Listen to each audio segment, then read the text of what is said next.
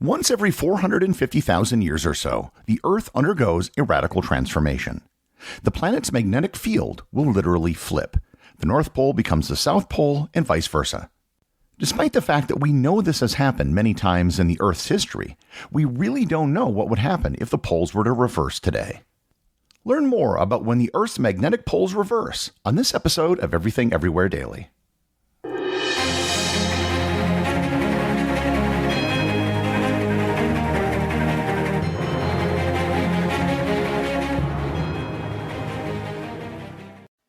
Mobile phone companies say they offer home internet. But if their internet comes from a cell phone network, you should know. It's just phone internet, not home internet. Keep your home up to speed with Cox. Cox internet is faster and has more reliable download speeds than 5G home internet. Cox is the real home internet you're looking for. Based on Cox analysis of Ookla speed test intelligence data Q3 2022 and Cox serviceable areas, visit cox.com/internet for details.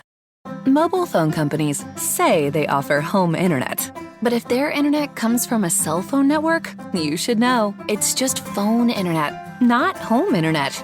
Keep your home up to speed with Cox. Cox internet is faster and has more reliable download speeds than 5G home internet. Cox is the real home internet you're looking for. Based on Cox analysis of Ookla speed test intelligence data Q3 2022 and Cox serviceable areas, visit cox.com/internet for details. Before I get into the details of how and why the Earth's magnetic poles will reverse, it's important to understand how geologists know that the Earth's magnetic poles have reversed in the past. Many rocks are made up of magnetic minerals, usually magnetite or the more weakly magnetic hematite, both of which are based on iron. When a rock first forms from liquid magma, the individual magnetic molecules will align themselves with the Earth's magnetic field. As the rock solidifies and cools, the individual mineral molecules are then locked into place with this particular magnetic orientation. In the late 19th and early 20th centuries, geologists began to notice that some rocks were magnetized opposite to the Earth's magnetic field. The first person to notice this was a French geologist by the name of Bernard Brun. In the 1920s, the Japanese geologist Montanori Maruyama suggested that the cause of the oppositely orientated rocks was due to the Earth's magnetic poles having been reversed. While Maruyama and Brun suspected that the Earth's poles had switched, they didn't know when it happened or how many times it had happened. The best guess was that it happened millions of years ago. In the 50s and 60s, however, there were two developments that helped solve this puzzle. The first of which was the development of radiometric techniques for dating rocks, which I covered in a previous episode. With these techniques, it became possible to date when most rocks were formed to a reasonable degree of accuracy. The second development was the magnetic mapping of the seafloor. This was the real breakthrough. What was discovered is that on the seafloor on either side of a mid-ocean rift are parallel and symmetric bands where the magnetic orientation of the rock would be one way and then another. For example, on the Mid-Atlantic Rift, which runs the entire length of the Atlantic Ocean, immediately on either side of the rift, the rocks are aligned with the current magnetic field of the Earth. Then, just beyond that, there's a stripe of rocks that are magnetized the other way. And then there is another stripe beyond that, etc., etc. The width of each strip is the same on either side of the rift. The reason for this is that the rift is where the tectonic plates are slowly pulling apart from each other. Liquid magma from deep in the Earth comes up in the rift and then cools to form new seafloor. As this rock solidifies, the magnetic minerals inside the rock orientate themselves to the Earth's magnetic field. This process is continuous, and over millions of years, as the plate keeps moving apart, rock gets further and further away from the rift as new rock keeps forming. The magnetic stripes on the seafloor are the frozen magnetic record of what the Earth's magnetic field was like when the rocks were first formed. The current estimate is that there have been 183 magnetic pole reversals that have taken place over the last 83 million years. And that means that they occur, on average, once every 450,000 years. As the Earth is much older than 83 million years, there have been many more pole reversals than just 183. However, we don't have the evidence to identify them.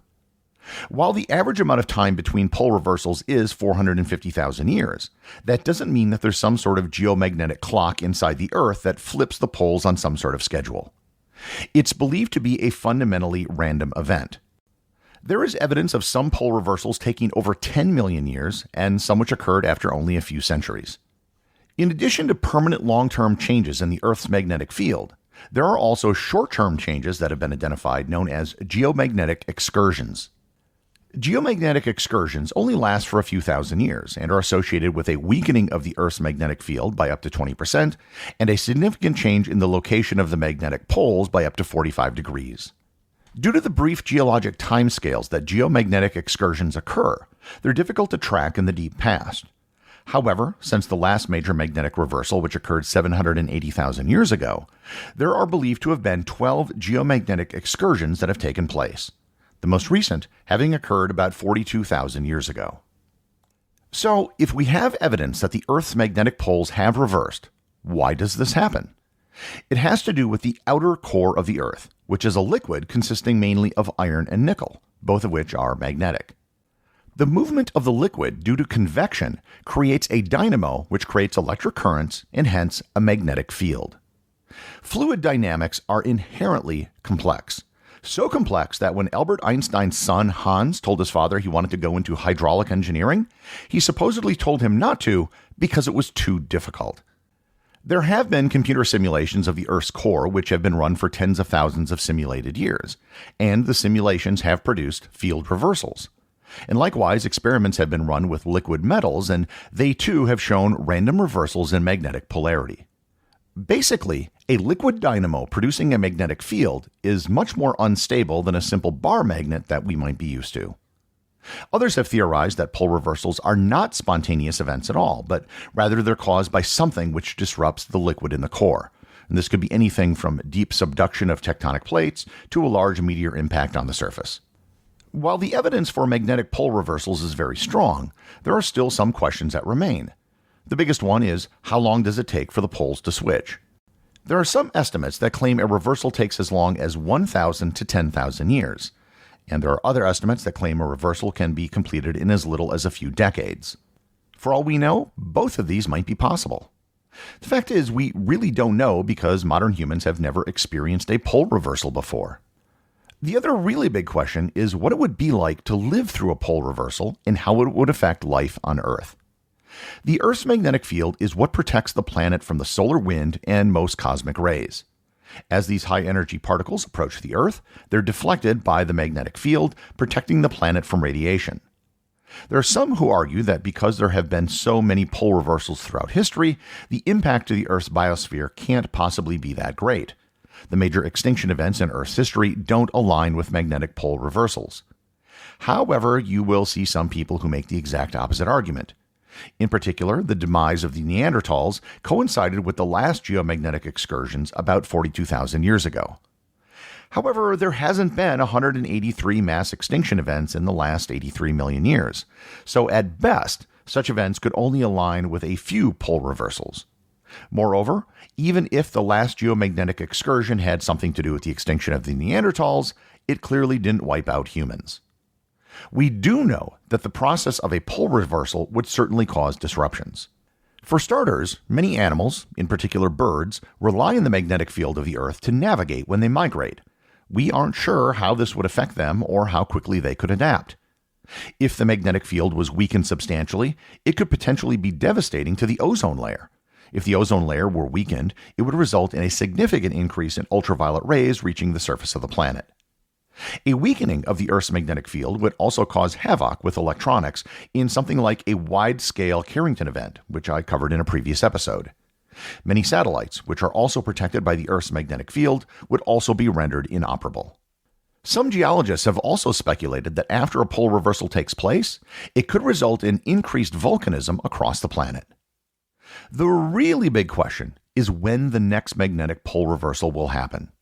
It certainly will happen, but we have no clue when it will happen. You will find people saying that because it happens on average every 450,000 years, and because it's been 780,000 years since the last one, we're due.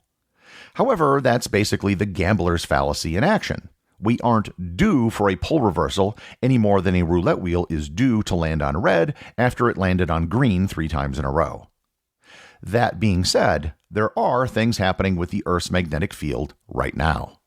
Since the invention of the magnetometer, which could measure magnetic fields in the 1830s, the strength of the Earth's magnetic field has decreased by about 10%. In particular, there has been a large reduction in the strength of the magnetic field in an area known as the South Atlantic Anomaly, which I have covered in a previous episode. And finally, the magnetic poles have been wandering at a dramatic rate. The magnetic North Pole now moves at a speed of about 55 kilometers per year. So something is definitely happening. But due to the chaotic nature of the magnetic dynamo in the core, it's impossible to tell if this is part of a geomagnetic excursion, the prelude to a full pole reversal, or just part of the natural fluctuations of the Earth's magnetic field. Ultimately, whatever happens, whenever it happens, how it affects the planet will depend on how long it takes and how weak the magnetic field gets during the transition. A magnetic pole reversal isn't something I would stay up at night worrying about. The Earth has been through this many times before, and even if we are in the middle of something right now, it will take decades, if not millennia, to fully play out. The executive producer of Everything Everywhere Daily is Charles Daniel. The associate producers are Thor, Thomsen, and Peter Bennett. I just want to thank everyone, including the show's producers, who support the show over on Patreon. If you'd like to support the show, just head over to patreon.com, which is currently the only place where you can get show merchandise. Also, if you want to talk to other listeners about the show, head over to our Facebook group or Discord server, both of which have links in the show notes.